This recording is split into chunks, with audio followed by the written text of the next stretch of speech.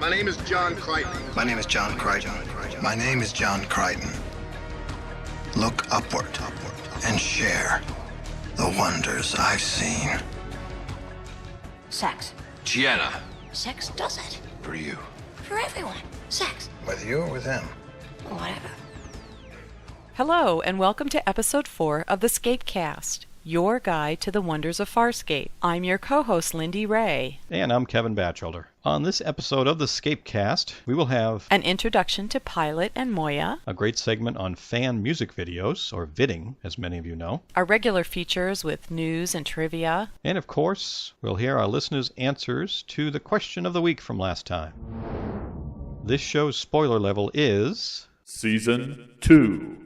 So Kevin, you're getting near the end, I know it, but what's your speed this week? Well, I've actually now moved into Season 4, 5 or 6 episodes in, so since the last show I was able to finish up Season 3. So it's, as you all know who've been through it, quite a ride. The one word that really came to mind with a lot of those episodes near the end of Season 3 when I was talking online and in the forums and even with other folks here at the ScapeCast crew is just the word powerful. It was just really something to experience. So that was quite something now, and I'm just trying to watch Season 4 unfold now, so I've only got less than a season left to get there. It's been quite a ride. I'm really enjoying it a great deal. One thing that the skippers might get a kick out of, as I've mentioned before, a friend of mine had loaned me the DVDs, and I've got a DVD player that holds multiple discs. So in preparation for watching the episodes, I always put some of the next couple of discs I'm going to watch into my player since it holds, multiple discs. So I was getting near the end of Season 3 there, just a couple of discs to go, and I opened up the container for the very last disc of Season 3, and guess what? Oh, no. It wasn't there. Oh, no. I couldn't believe it. I still had a few more episodes to go, so it wasn't like I was going to watch it that minute, but I naturally got in touch with my friend. He wasn't sure where it was. Someone else might have borrowed it or whatever, so all of a sudden I was panicking and had to get that disc. Some folks were having fun with me because everyone else was like, well, we had to wait weeks to watch it. Why can't you wait? So it was kind of fun, but I was able to find a local retailer within about 10 miles of the house, so I made that a little excursion to get over there and get that to make sure I could see it when I wanted to. So nothing like having a little bit of a journey to go along with things. And on that note, I think now it's time for the crew of the ScapeCast and all of you listeners to rally, because I think it's time that we let Kevin know the truth about Peacekeeper Wars. Kevin, there is no Peacekeeper Wars. This is the end of Farscape. I'm working hard to convince him of this, listeners. PK Wars was a collective fantasy. It's like we're all hooked into the Borg Collective, and we all believe we've seen something, when in fact we have not. We never did, and it's really, really important for Kevin to believe, and for Kevin to have the proper perspective when he sees bad timing, being that it is the very last episode of Farscape ever, and we need him to understand this and have that perspective. Okay, is everybody with you on this? You really now you folks all know what I'm going through here on this crew as I try to get through this journey. That's why I have to get to the end so that I'm not the one catching all the shall we say, tricks and other things going on here for the poor newbie. You're nearing the end. There is no Peacekeeper Wars. When okay, you I'll open keep that in it's mind. Blank. Yeah. One thing that I touched on last episode, I mentioned looking at our Frapper map, the map where we have the listeners put a little pin to show where they are around the world. It's really great. After I mentioned in the last show, we got a lot more people who went there and put their names on the list. Even added a couple more countries now. I'm showing listeners in Poland and Finland along with some of the other countries. So I must say, that's a real kick for all of us here on the crew to be able to see our listenership growing and reaching even more places. It's very cool. As Thomas Friedman says, the world is flat. And now, back by popular request on the ScapeCast, we have Ema and a friend. Dargo, you should study this. LMNOP Just a few of their words, just in case. Gianna has already told me a few words. Yes, no, bite me. That's all I need to know. Hi, I'm Ema. Welcome to Trout Talk. Today we are here with Nookie Monster, and we are going to talk about some of his favorite things. No. Not yet. In a minute. These items tend to be most noticeable on the adult female anatomy, and it is strange how even some plants in Farscape have them. No. Not yet. Rigel thinks Gianna relies on her body too much, more than her brain. Every time I think that there's more to you than a pair of pushed-up loomers and a corset, you disappoint me. No. Okay, Nookie, tell us us what your favorite things are. Lumas! Nookie like Lumas! Nookie like look Lumas! Touch Stop, Nookie Monster! Be nice! Now, what starts with the letter L? Lumas starts with L. Let's think of other things that starts with L. Oh, who cares about the other things? L is for Lumas, they're on girls as well. L is for Lumas, they're on boys as well. L is for Lumas, and so I love to yell. Oh, Lumas, Lumas, Lumas starts with L. L is for Lumas, Loranti flashed with glee. L is for Lumas, they made Dargo squee. L is for Lumas, they hang down to her knee. Oh, Lumas, Lumas, Lumas made them flee. Hey, you know what? Sometimes Nookie dream about Lumas. Oh, come on, man. They're here. They're right here. They've been here for a couple of hours, and I just had to... You are mentally damaged. No, I'm a guy. A guy? Guys dream about this sort of thing. Let's all say the word together. Lumas! Wait a minute. Kevin, we didn't hear you. All together now. Lumas! Now you know what Lumas are, and you can use it in everyday conversation with your boss, your Aunt Gertrude, and your bank manager. You can add another word to your growing list of Farscapies. Oh, Nookie Monster likes singing. Let's sing some more, Ima. L is for Lumas, and boys they try to see. L is for Lumas, and Johnny shook them free. L is for Lumas. Welcome to this episode's Farscape Trivia Question. Can you tell me what guest actor appeared in all 4 seasons of Farscape as a different character in each season? Stay tuned for the answer at the end of the show. For the ScapeCast, I'm Brent Barrett.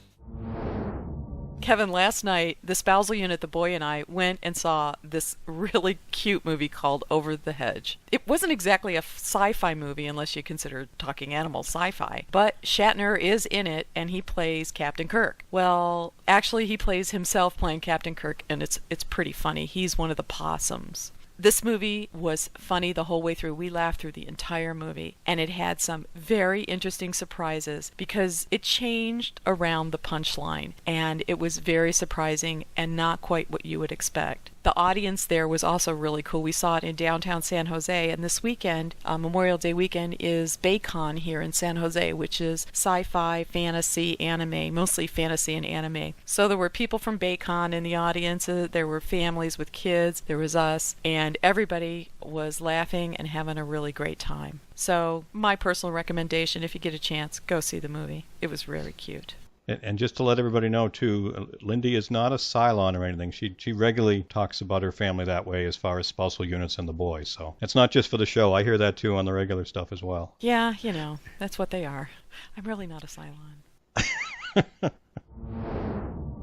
Attention! There are opportunities all around you. Opportunities to help spread the Scaper word around the world. The ScapeCast Beacon, a call to all Scapers to mobilize.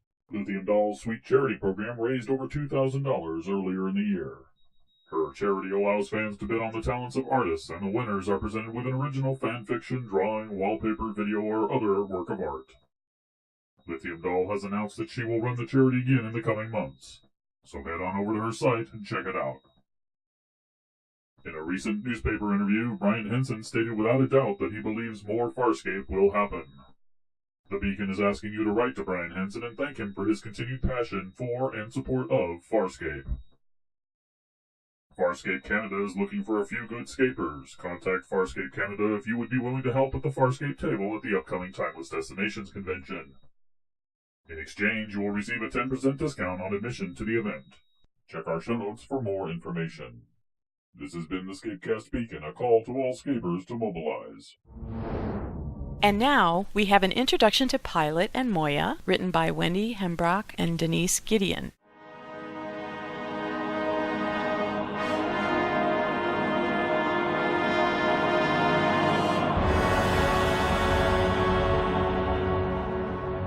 Good evening. I'm R. Wilson Monroe. Tonight, on Inside the Alien Experience, we discover the living ships of the galaxy, the Leviathan.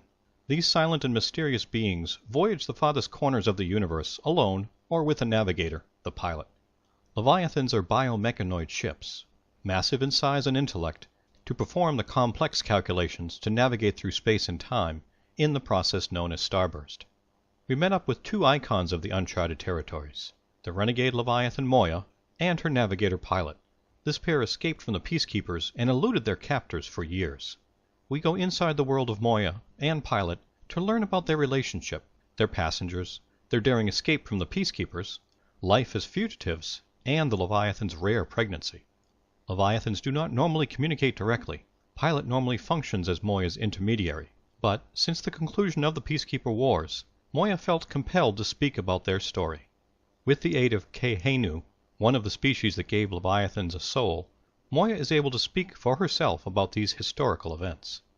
Moya provided a home and safe passage through the uncharted territories to a variety of noteworthy, or some say notorious aliens, including the Luxon warrior Kadago, the exiled ruler of Hyneria, Dominar Rigel XVI, the Delvian anarchist Pa Zatu Zan, the former peacekeeper Aaron Sun, and the human John Crichton. We first met Moya and pilot during the prisoner escape from the Peacekeepers. Yes, of course, a memorable day. I knew what the three prisoners were trying to do, of course, but the control collar prevented me from starburst. Removing the collar was painful. It had been so long since I'd been able to starburst, and Doggo wounded me when he was fumbling around to disable the control collar. The escape itself was so chaotic. I was scared the Peacekeepers would kill me, or worse, recapture me, so I wasn't frightened when the wormhole appeared. I'd never encountered one of those before. And John Crichton. Well, of course he came through that wormhole in his little ship. Shaking off the control collar was just the first trial in Moya's break for freedom. She and pilot had to deal with a paddock beacon, a homing device activated when the signal from the control collar was lost. In desperation to stifle the signal, Moya crashed into a mud bog on a planet. The forces of the planet's gravity nearly crushed Moya, and worse, the crew had to cut into her primary neural nexus to remove the beacon. When peacekeepers capture a Leviathan, they immediately administer a sleep agent, very potent. The weak, the old do not survive, which I suppose is part of its purpose. While the Leviathan sleeps, the control collar is set in place. Modifications are made in propulsion and guidance. I thought I had discovered all I had done to Moya. Obviously, I had not. There is great pain in this for all of us, isn't there? Come on, we'll face the pain together. Oh, Zan, such a wise and powerful healer. She helped us many times. It was a painful time for me and for Pilot. We were living as fugitives, fearing what the Peacekeepers had done to us, that Krace would recapture us. I wasn't even sure we would be able to leave the mud bog once we had come to rest on the planet. When Leviathans are young, they often play with the planet's gravity, see how close they can come. There's a tale told about an adult male who once touched down on a planet's surface. Though no one knows if it's true or not. And now we know that it can be done. The Peacekeepers used Leviathans as transport ships, since they lacked weaponry. The Leviathans were modified for transporting prisoners and battle units. The DRDs and Pilot functioned primarily to support the passengers. Pilot acts as a gateway and a filter to communicate information between the crew and Moya. Most of what we know about Moya is through Pilot. We do know Pilot willingly joined with Moya to fulfill his dream of seeing the stars. My species is incapable of spaceflight on our own. If we wish to journey beyond our home planet, this is the trade-off we make for the chance to see the galaxy. I consider it a perfectly equitable arrangement. When one of my species is bonded to a Leviathan, we give our lives to the service of others. Ship first, then those who travel aboard her. The pairing of Leviathan and Pilot is a study in complementing skills. Moya's physiology is designed for starburst. Her nature is curious to explore the unknown. Pilot's species has no capability to leave the home planet. The Peacekeepers were integral to the pairing of Moya and Pilot. Once bonded, Pilot can never leave Moya, as he is fused with her in the den deep within the ship. Pilot's exploration of the stars is experienced through Moya's senses of their journey. Pilot is suited for this task of coordinating the ship's activities and supporting his crew, due to his innate multitasking abilities. A pilot must understand the internal workings of the ship and the physics of space travel. However, pilots may have incomplete knowledge of the scientific information. When a pilot is bonded to a Leviathan, as I am bonded to Moya, it is as a navigator, a monitor of all the living ship's functions. The analysis of scientific data is not something I know or easily understand. Moya was born with a very complete bank of scientific data. I only comprehend a fraction, I'm afraid. Moya seems aware of the limitations of her pilot and understands his situation and his discomfort. Oh, Pilot is a dear. He's so young. He tries so hard to keep up with everything. I worry he feels overwhelmed at times, and all that business with how he was chosen for me. I try to reassure him so he'll stop trying to prove himself to me. He's rather excitable. All those arms can get flailing about sometimes. After the fugitives escaped the Peacekeepers, Moya and Pilot could have chosen to abandon the fugitives, but they did not. I enjoyed all the passengers. Their needs and desires were many. Pilot does get rattled with such different desires to support, though. It seemed every day one of them was making demands. Dargo wants to follow leads on his son. Rigel demands to stop at every commerce planet for more food. Do you know how many commerce planets I've been to looking for modules? The human Crichton was an interesting species. Such a limited evolution, but a capacity to learn and improvise. And a generous nature. He came through the wormhole in that bit of ship, and he's been chasing wormholes ever since. And the Peacekeepers have been chasing us, all because of those wormholes. The wormholes do unnerve me a bit. Pilot too. The crew seems to know little about Moya. They see only small parts of the ship. When they set about removing Peacekeeper technology, Dargo got lost while tracing some of the technology. Not even Pilot could easily locate him. As it turned out, the removal of some leftover Peacekeeper technology inadvertently removed a contraception barrier and caused Moya to begin a pregnancy. Captain Bailar Crace admitted to Aaron Sun that the Peacekeepers had been attempting to breed Leviathans capable of weaponry and without a pilot intermediary. We have obtained video evidence of an entire experimental regime dedicated to breeding a hybrid Leviathan capable of combat. A Lieutenant Velarock worked with Crace and led the team, though apparently he had reservations. What secret project, Lieutenant Velarock? This project is nothing for you to concern yourself with. I've just made certain that it should never be a threat to you or the ship ever again. Lieutenant Velarock could not be reached for comment. He is listed as missing and presumed dead. When Pilot was asked to comment, he would not confirm any details about the secret program. Though bonded, Moya and Pilot are two separate identities. Moya does not share everything with Pilot, and Pilot does not share everything with Moya. Moya kept her pregnancy a secret from Pilot. When Moya redirected her resources to the baby, she nearly killed not only the passengers, but also her pilot. Remarkably, Pilot forgave Moya. When asked to comment on how he could return cheerfully to working with Moya, Pilot had this surprising answer. I'm here to serve her. She may do whatever she feels is necessary to ensure her survival. And now, I suppose, that extends to her offspring as well. To nourish the fetus during the very tenuous period right after conception, Moya needed to reroute a few resources. The pregnancy was cause for joy as well as concern, as Moya's pregnancy put the crew at risk of recapture if Moya could not reliably starburst.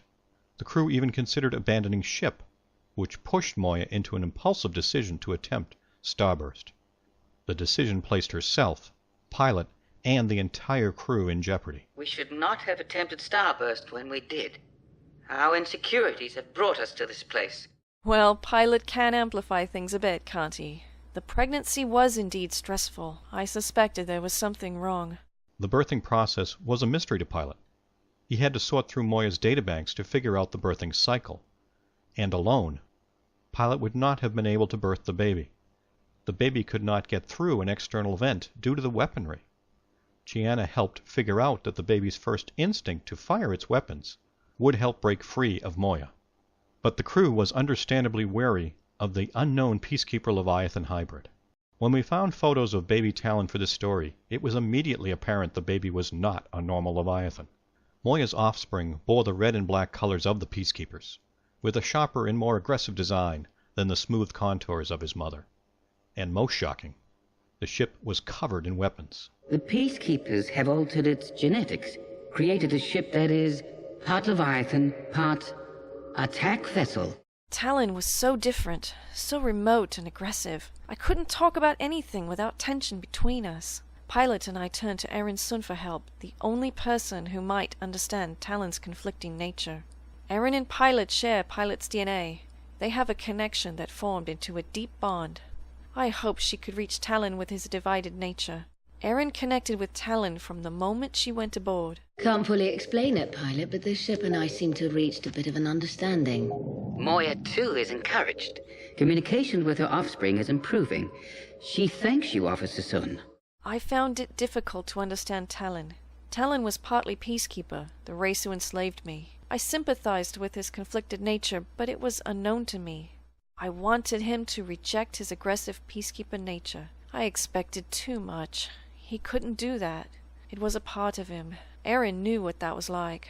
She did understand. It was wonderful to see Talon respond to Erin.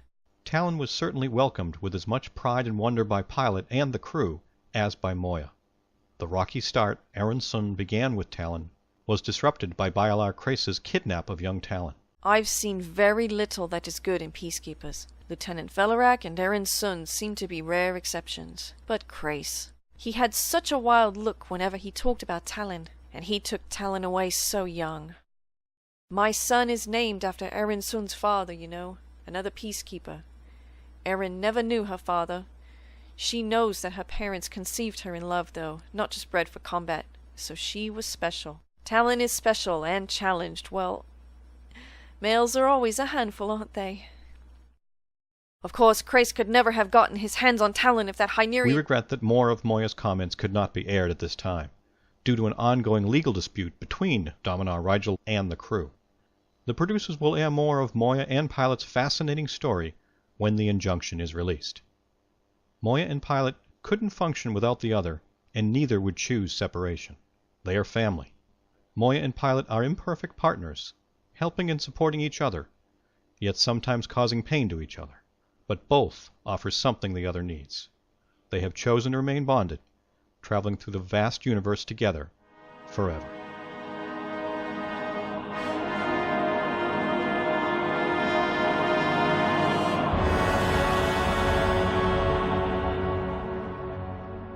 I'm Wendy Hembrock with the news.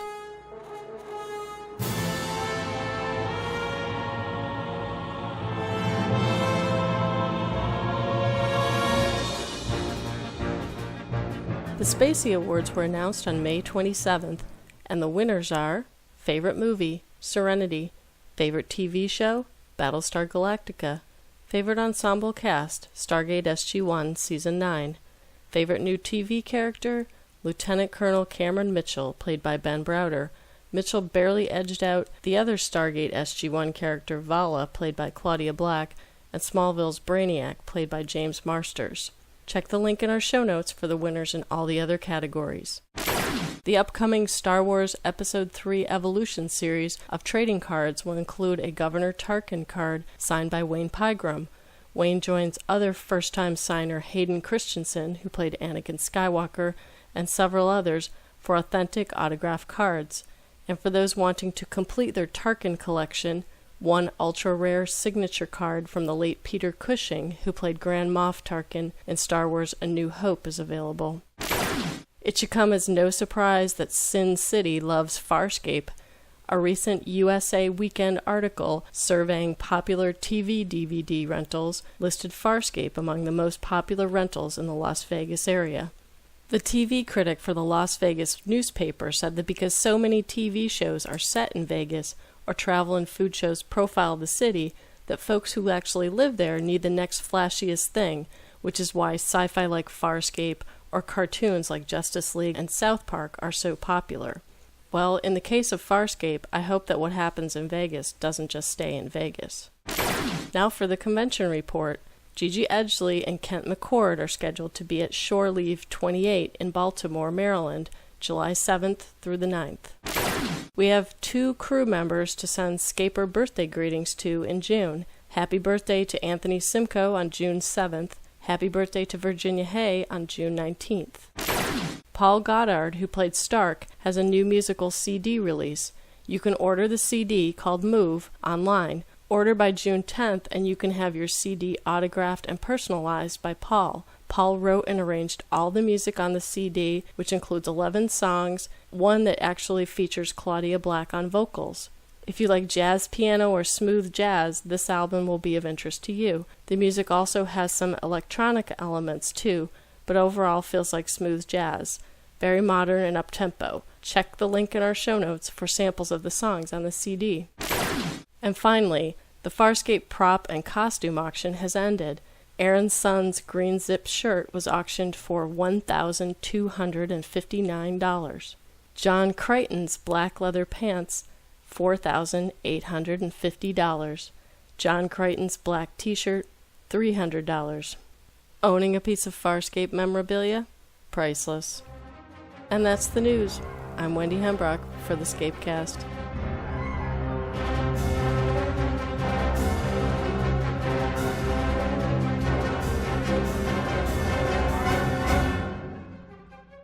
Wendy mentioned there in the news the Shore Leave convention that's coming up in Baltimore there in July, which is going to have some Farscape alum there, which is great to see. And that brought up the idea that, there are several cons coming up naturally through the summer into early fall. And, we here on the ScapeCast have been talking a little bit. Some of us are going to be going to some of those cons, and we thought we'd maybe just throw out some of that info here with the hopes that some of the listeners might be there as well. I realize it's kind of early for us to mention this because they're not coming up yet, but Kevin and I we're are all both too excited, so we are so excited this. about going. Anyway, I am going to be at the Comic-Con in San Diego with Kimberly Thompson, and that's at the end of July. And then I'm also going to be at Timeless Destinations, which is in Vancouver, and I'm going to be there with Nicola Wood, and that's in August. Yeah, and right now as it stands, Kurt and I will be going to, or at least planning to go to, the big one, Dragon Con, which is Labor Day weekend in Atlanta. So looking forward very much to that. Lots going on there too, both not only all the sci-fi content, but they're also this year adding podcasting as a track with different information about that too. So we'll have lots of fun going on there. So if anyone's going to be at these cons, by all means, say hi to us or say hello. We'll be all around with the big smiles on our faces talking to everybody. And on a much smaller note, the Alameda Scapers in the San Francisco Bay Area are getting together on June 3rd, and I'm going to attend their little meetup. Although it's still about 40 miles from my neighborhood, I really want to meet some more people, and Jeff Rapp was very nice to invite me to this group. If you're interested and you're part of the Alameda Scaper group, just check the forum for the location and time. Can I get a hell yeah? Send us your hell yeah by contacting us via email at feedback@scapecast.org, visiting our web forum at www.scapecast.org, or calling our voicemail line at 206-350-MOYA. That's 206-350-6692.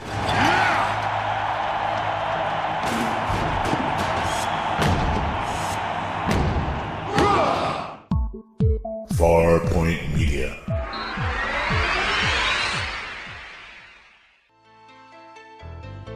Grasshopper, you have learned much in your training. However, to achieve ultimate geekness, you must pass one final test. You must snatch this chip from my hand, Grasshopper. I wasn't looking. You must snatch this chip from my hand. Once again. You must snatch this chip from my head. You must snatch this chip. Enough!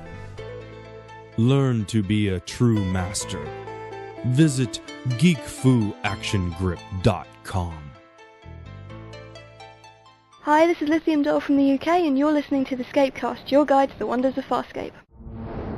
Next up, we have a segment by our very own editor, Brent Barrett.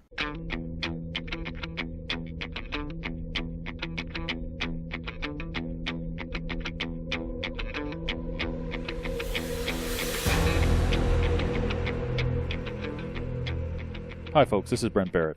I want to take a minute out of your time to talk to you about something that's always been a passion of mine.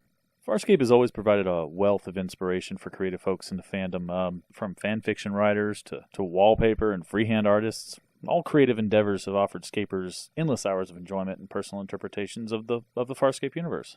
But in the back corner of this creative workshop resides a smaller group of artists. No, they don't use ink, paint, or words, but they are artists nonetheless. Their palette is video clips, audio and music, and their medium is the music video.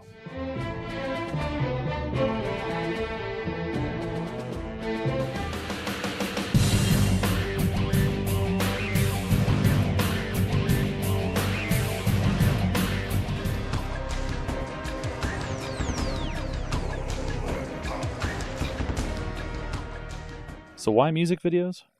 Well, in the words of one Scaper, Lemos, quote, "No matter what you like about Farscape, the relationships, the action, the humor, the wormholes, you can find videos that feature your interests in a compact format and set to a soundtrack. I love seeing the creativity of vidders who can make a sad Farscape plot appear even more tragic or funny, or turn it on its ear into something you never dreamed of before." End quote. If you're a Scaper who's never seen a music video, or haven't seen many of them, then there are a number of excellent resources out there for you to find a video for your favorite song, artist, or Farscape theme. There are some key video archives and indexes on the internet, such as Farscape Fantasy, the Farscape Online Index that we featured in Episode 1's news, and the Farscape Media Database. And there are others, many of which will be linked to in this episode's show notes. But there are also websites put up by the vidders themselves. What's a vidder, you ask? A vidder is the title that music video editors have given to themselves. You know, the folks who make the music videos. Unlike many fandoms, there are a good number of Farscape vidders out there. Last time we looked, the only fandom that comes even close is the Buffy universe. Some vidders have made just a few videos, while others have made dozens or more. Most have websites to feature their work, but some rely on free services such as YouSendIt and YouTube to get their work out to the Scaper community. As with any creative form, there are good videos, and there are not-so-good videos. Some are absolutely brilliant, and some are, well, forgettable. If you'd like to try your hand at making music videos, there are some excellent resources on the internet, and we'll post some links in the show notes. But in general, what it takes is an idea, a lot of time, and some software tools that can be inexpensive for the beginner, or a major purchase for the more experienced vidders who want more control over the visual and audio aspects of the piece. Perhaps the most important resource for a vidder, however, is the vidding community itself. The Farscape vidding community has long considered the clamshell to be its home. Founded on the Kansas Forum while the series was still on the air by vidder extraordinaire Lithium Doll, the clamshell is still a busy and informative place today at its new home on the Terra Firma Forum. There you can find the latest video releases by dozens of vidders, as well as tutorials, references, and most importantly, a number of eager and experienced vidders who are more than happy to answer even the simplest of questions about the technology and process behind making music videos. While many vidders get their reward from either making the video in the first place, or making others smile or cry or otherwise enjoy watching the video, there are a few ways that vidders can receive more formal recognition for their work. The official Farscape convention, held by Creation Entertainment for instance, has been running a music video contest for years. Congoers have been entertained in the breaks between or leading into sessions with a dozen or more of the best music videos available that year. And even the clamshell itself holds an annual music video award program called the Shellies, in which all Scapers can nominate and vote on the best videos in many different categories. So warm up your mouse-clicking finger, get those creative juices flowing, and follow our show notes to new adventures in watching and possibly making Farscape music videos. Or the band. Looks like Kiss was your opening act. Well, I'm in the wrong band. For the ScapeCast, I'm Brent Barrett. On the next episode of the ScapeCast, you'll hear Kevin interview Lithium Doll, a very popular Farscape vidder who lives in the UK. She was behind the creation of the clamshell at Terra Firma. Yeah, that was a great conversation, so I'm really looking forward to be able to share that with everybody. I learned a lot myself, and I think all the listeners will get a kick out of that one. It was really neat, so we're all looking forward to hearing it. Hey, wait, I got a couple of questions. Couple of 1,000 more questions. Question of the week. This week's question was, who is your favorite guest character from the first 2 seasons? We kind of narrowed it down a little bit there to give you all a smaller focus, and we got some great answers this week. So let's jump right into them. This is Aaron from Sci-Fi Dig, and I wanted to answer your question of the week, which was, who was my favorite guest star on Farscape? And I would say it would have to be Kent McCord, who played Jack Crichton, John Crichton's father. This actor has been in so many different science fiction series. He's got a very long list of things he's done, including Galactica in 1980. I know we don't like to remember that show, but it's true. He played Captain Troy in there. He was also in Dark Skies and Sequest DSV. He's done a lot of science fiction. To me, he brought the character of Jack Crichton to life. He had a character that was very strong on his own, but he would back his son's play no matter what it was, even if he didn't always agree with it. He would stand behind his boy knowing that he had given him the tools to make the right decisions. And also, over time, when he played the alien that was trying to show John what would happen if they did indeed come to Earth, it was very subtle, the change, when he went from playing the alien who was playing his father to actually playing his father, if you can follow all that. But when you watch him on the screen, you can tell the difference. He just had a way, I'm not sure how he did it, and I've watched it over and over again, but he just had a way of when he was the alien, he was just very subtle between him and when he was playing John's father. Anyway, that's my choice, and we're trying to keep this short here. I love the podcast, and keep them coming. Jarek tells us, there are quite a few good characters introduced in the first 2 seasons, many of whom we see only once, but they play their part in Farscape as a whole. One of the most adorable must be Stance, whose infatuation for Dargo was both comical and yet heartbreaking. The look on her face as Dargo realized the depth of her feelings, and then he turns and walks away, would cause even the most hard-hearted scaper to shed a tear. However, there is really only one character I can choose, and that would be Genevieve Charto from the Princess Trilogy. Genevieve was beautiful, treacherous, and violent, which suits her breeding as we learn later, and of course, she was up for skinny dipping, much to John's obvious delight. Yeah, I understand where he's coming from there. It was a lot of fun to watch the interactions between Stans and Dargo. I mean, especially once you saw that all of a sudden it was turning a little bit romantic, rather than just a traditional conversation, shall we say. That's when I got a big grin on my face anyway, so I follow that one pretty good. Yeah, and Dargo really had that classic male response to that because he wasn't quite sure what was going on. Yeah, that get me out of here as fast as I can kind of thing. But I will say that Genevieve Charto, being that it was a pretty big surprise that you learned that she was actually a secret agent, so that was pretty fun. Yeah, that was a good part of the script kind of thing to get that. Yeah. Not just your expected part of the plot there too, so that was good. Yeah. Sandy MG on the ScapeCast board writes, tough question. I'm going to go with my favorite, but also give honorable mentions to a couple of others. Choosing only one, it would have to be Lieutenant Velarak from The Way We Weren't. He was played by Alex Dimitriades, who I'd never seen before in anything, but after this episode, I Googled to find out more about him. Talk about a scene stealer. I didn't think anybody could steal a scene from Claudia Black, but he came close. In the story, he is seen only in flashbacks from 3 cycles prior. He is in charge of Captain Crace's experiment to breed a Leviathan gunship. Fairly quickly, we see that he has feelings that seem to run deeper than typical peacekeepers. We uncover that these feelings include Erin, whom he arranged to be transferred to his unit. The revelation of their relationship and her eventual betrayal of Velarak are among the most gut-wrenching in the Farscape universe up to that point. Velarak needs to convey a great deal of information about Pilot, about Leviathans, about Crace and the experiment, about the possibility of peacekeepers being more. The actor does this by using his eyes and gestures, recall the touching of Pilot's face, to great effect, providing the layering that the script would not have time to cover. The knowledge of Erin's prior relationship also leads to the start, in my view, of the deeper emotional connection between John and Erin. Specifically, the ending of the episode when John asks Erin if she loved this man. The subtext of her ability to love, the juxtaposition of her revealing that the first time she met John, he spoke the same words as her former lover once did, "You can be more," all lead the audience to see for the first time that there are deeper feelings underpinning the more obvious chemistry.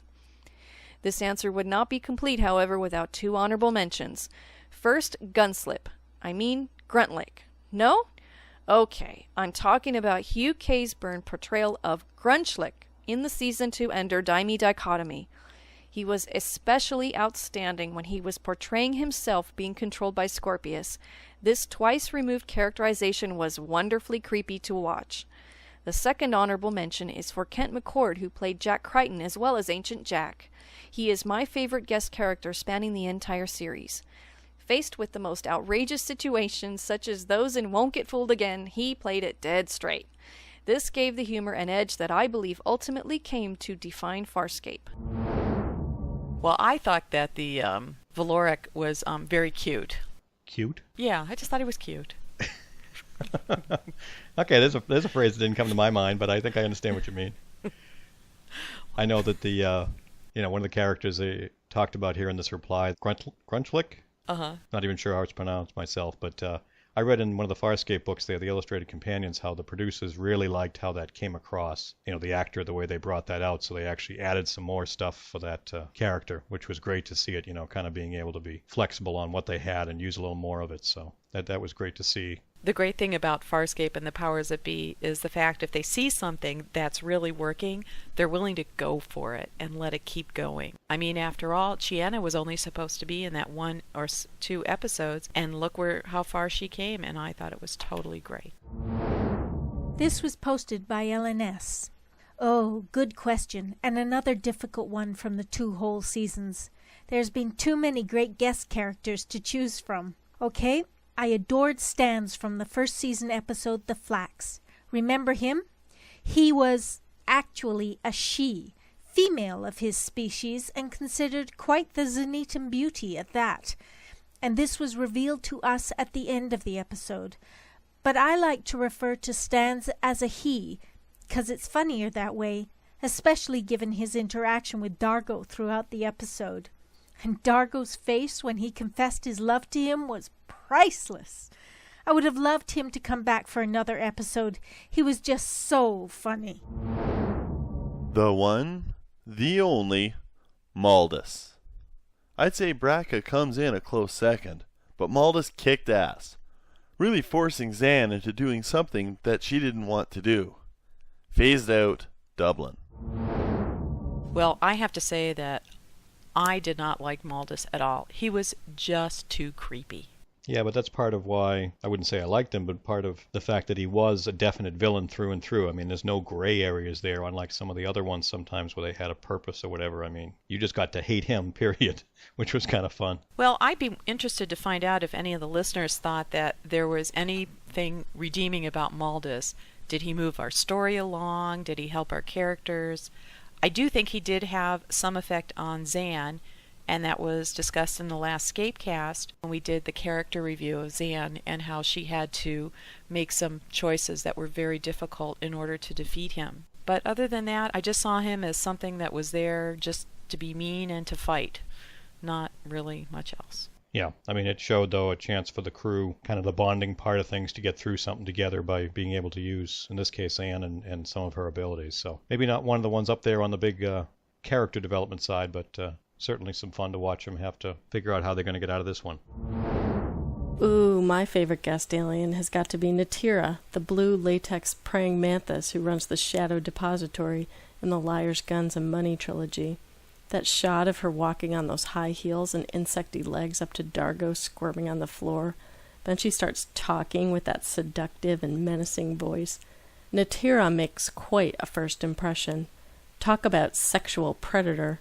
The way she interrogates Dargo establishes who's the daddy, and it's her. And that's before we see her tickle Crichton's prostate or use those appendages on her head to poke out anyone's eyes. Natira also reveals some things about Scorpius. She's a good match for him. She's been able to get Scorpy overheated in the past and does so again. I can see why Scorpy was involved with her. She's unpredictable and untrustworthy, which probably makes for some intense recreation. Natira and Scorpy's relationship is a great example of how Farscape was realistic about the sexual nature of its characters. For these two, sex is an end to itself, with commerce and power swirled around it, and romance nowhere to be found. Natira is an opportunist. Even though she fears Scorpius and stole his treasure when she thought he was dead, she's got the mivonks to try to play Scorpy by giving him fake money the beryllium ingots that are actually metal-eating bugs. Natira considers trying to cheat him a matter of self-respect, and as she watches Scorpy interrogate Crichton, she's smart enough to recognize that Scorpius is affected by his obsession with Crichton and wormholes. When Crichton convinces her that Scorpius intends to kill her, she turns to Crichton as an ally versus her torture toy. And how scary were those insect legs on her head when she was aroused or about to strike? She's fascinating and horrifying. It's too bad she didn't make it aboard Moya. As an enemy or an ally, she's quite impressive. I'm Wendy Hembrock for the ScapeCast. Well, I can say that definitely I know exactly where Wendy's coming from, and that's a character that certainly made a big impression on me. As those episodes went along there, I mean, thinking about her and Scorpius and any of their intimate moments there, I mean, that's certainly images that I can stick in my head. And we don't know if that's really a good thing or a bad thing. No, and I didn't say it was good or bad. I just said it was kind of, one of those ones to acknowledge, but I don't want to go too far in either direction on that. What I thought was really cool is Crichton's interaction with her and what Wendy talked about. And Crichton had some pretty snarky things to say to her, and he really wasn't in that good of a position to be saying them, and yet he was brave enough to do it, which I really liked. And I think he even refers to her as Frau Blücher, which I just love. Jeff Rabb sent us an email and said, "Hi, without question it had to be Genevieve Chatto, the Peacekeeper Special Directorate Agent in Look at the Princess trilogy. If you were looking for a Miss James Bond, she was it. But the thing about her was, she was not a slave to the usual Peacekeeper code of conduct, so to speak, as other Peacekeepers were. She was given an assignment and she had the flexibility to do whatever it took to get it done, be it finagling her way and to be the insipid Prince Clavor's fiancée, risk being probed by the Scarran ambassador, deliberately obstruct another Peacekeeper officer by stunning him to retrieve Crichton's head, and, though this may be controversial among Farscape fans, ignored Peacekeeper taboo on mingling with other races by sleeping with Crichton, even though she knew full well he was not Sebastian. Hey, what's not to like about a chick with a stiletto surgically implanted in her wrist? Still, it would have been so easy for that character to have been little more than a two-dimensional tidbit to the story. Instead, Bianca Ciminello brought an immense sense of depth and fun to her character, which was even more remarkable as this was her very first acting job. She could go from a woman of steel and taking out practically all of Prince Clavor's assassination squad, to very vulnerable, as when she invites Crichton into her bed. My only regret about her character is that the powers that be behind Farscape never got around to bringing her character back for an encore later in the series. The fact that Bianca is a fan favorite at the Burbank cons is further indication that I'm not the only one that thinks she captivated in her brief stint on Farscape. Wow, here's another fan of the Genevieve Chatto character, the special secret agent. Mm-hmm. It's interesting to know that the fans really enjoyed seeing her because she did have a pretty important role. She saved John's life. And that Princess trilogy, it never grows old. I just watched it again last week and it's so fun. Yeah, I hear a lot of folks mentioning that. And I recall when I watched it that it was one that seemed like it would have a lot of good replay value to be able to go back to it on its own. She was such a very strong character. Part of what makes the series so special is that, the bad guys aren't always guys, and they aren't just two-dimensional characters. You got to see a lot going on there, which was really good. Hi, this is Kim from the ScapeCast, and my favorite guest characters from Season 1 and 2 is going to be a two-part answer. The first character that I like is probably Jelena, and it's probably just because of the fact that she's a tech girl and not a soldier, because I kind of identify with her a little bit. I'd love to be more like Aaron and carry guns and kick ass, but in reality I'm a little bit more like Jelena, a little bit more tech oriented. But anyway, she turns out to be a good guy at the end. We see her all through Season 1 and a little bit of Season 4 she shows up. So anyway, the other characters that I like hinges on one of my favorite episodes, The Flax. And that's where John and Aaron finally, almost go all the way. But anyway, we get to meet a really great Zenitan pirate by the name of Stans. And in the beginning, Stans comes off as a little bit kooky, and he's obviously trying to work for the good guys for once. And in the episode, he drops trow to show his gang scars, and everyone asks him, "Aren't you missing something?" And he's like, "No, I got my gang tattoos right here." Well, turns out he's the female of his species, and he professes his love to Dargo, and I just think it's funny. I like that episode a lot, mostly because of Stans, not just John and Aaron, but I like Stans a lot. It's funny.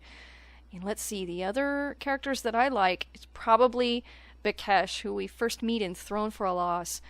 And Bikesh turns out to be the most honorable dude But he finds religion at the in the season 2 trilogy, Liars, Guns, and Money, which is probably my favorite trilogy out of the whole series. Liars, Guns, and Money rules.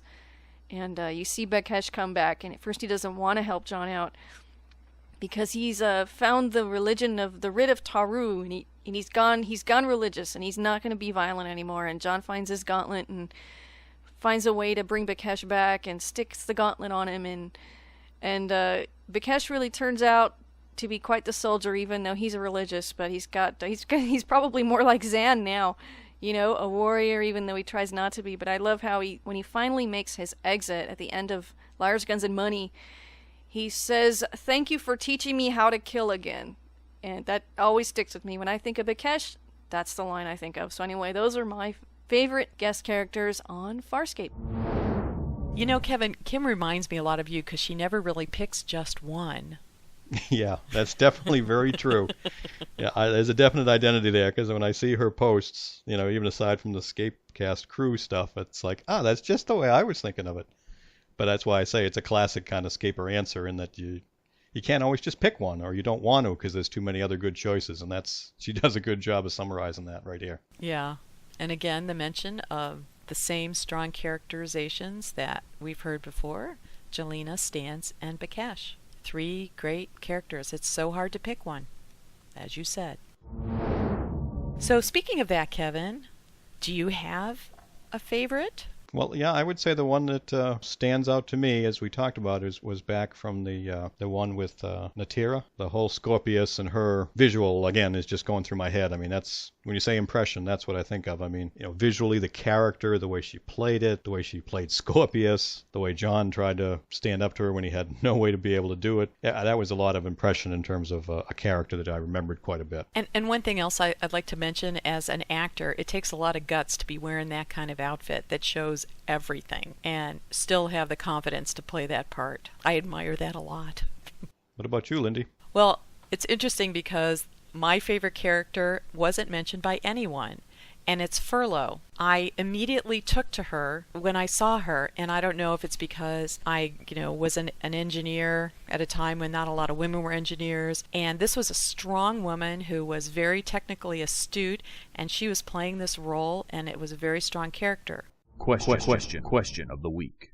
Appreciate all those answers, and keep them coming in case you come across that question after we've aired the show. We still, even if you answer our question of the week, several weeks after it airs, it doesn't mean we can't bring it back and play it at some point. So don't hesitate to go back and answer any of those questions, especially if you came to the ScapeCast a little late. But looking forward and thinking ahead for our next show, our next question is, drumroll, what is your favorite shippy moment during the series? One thing we're ruling out there is the Peacekeeper Wars, but during the 4 seasons, what would you say your favorite shippy moment is? Okay, remember, there is no Peacekeeper Wars. Yeah, I know. I knew that was coming. I just knew it. Okay, so that was the setup. Kevin, who's going to explain what shippy means? Well, what I was told is shippy has to do with relationships between characters. Okay, it's actually a new word that I didn't know about till I came to the Farscape fandom, but apparently across all fantasy and life in general, shippy is a pretty common word.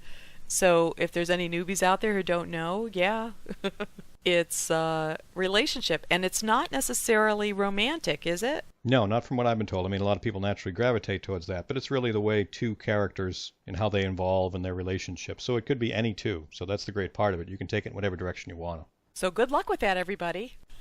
Yeah, we were looking for all kinds of answers on that one. We want to see a whole range there. I'm looking forward to them myself.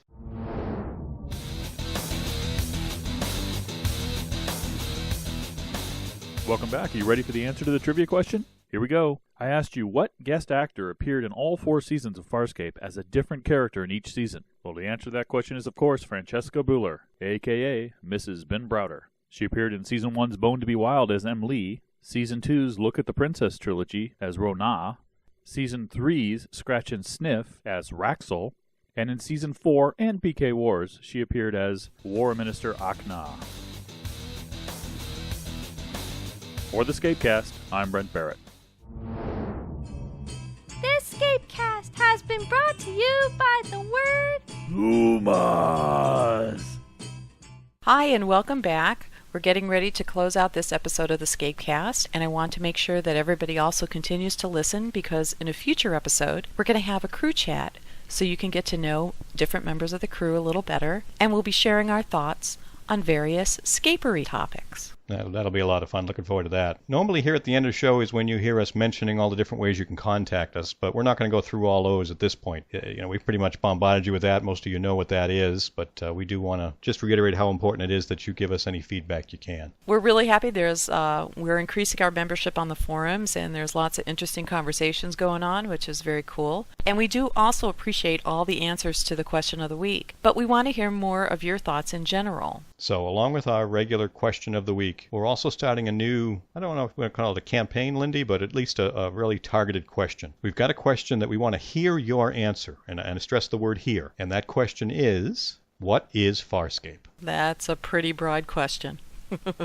And we did leave it that way because it means different things to different people, and we want to hear what it means to you. We'd love to hear your answer in your own voice. So please call our voicemail line or record this on your computer and send it to us as either a WAV or an MP3 file. And you can find out how to do that by checking our frequently asked questions on the forum. Yeah, this is a bit of a challenge, and we realize, this could go anywhere from a short one-sentence answer to, several minutes or several pages if you were to write it up. And that's kind of the point. We really want to make this individualized, hear everybody's perspective, and we'd like to get some of those bits on the show. So this is a bit of a little jab in the side, a little bit of a challenge for you folks. Because, this feedback is something that can be used to help recruit newscapers as part of our show. So we want to get everybody involved that way. Also, before we close, I just want to remind everybody about the call to action on this episode's beacon. So please send a note of thanks to Brian Henson, because he remembered us Scapers when he said that he does want to do more Farscape. And there'll be a link on the show notes on how you can send him a note. Now, we want to thank you again for joining us as we continue our journey. I'm Lindy. And I'm Kevin. And now it's time to disable your comms and find new wonders. Until next time. This is John Crichton. Somewhere in the universe. You've been listening to Episode 4 of the ScapeCast, produced June of 2006. Writers for this episode were Lindy Ray, Kevin Batchelder, Nicola Wood, Kurt Armbruster, Brent Barrett, Wendy Hembrock, Denise Gideon, and Kimberly Thompson. This episode featured voice performances by Lindy Ray, Kevin Batchelder, Kimberly Thompson, Brent Barrett, Wendy Hembrock, Nicola Wood, Kurt Armbruster.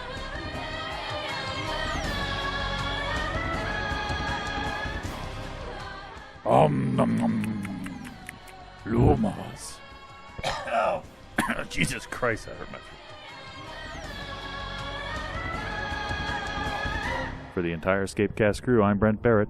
Thank you for listening, and fly safe.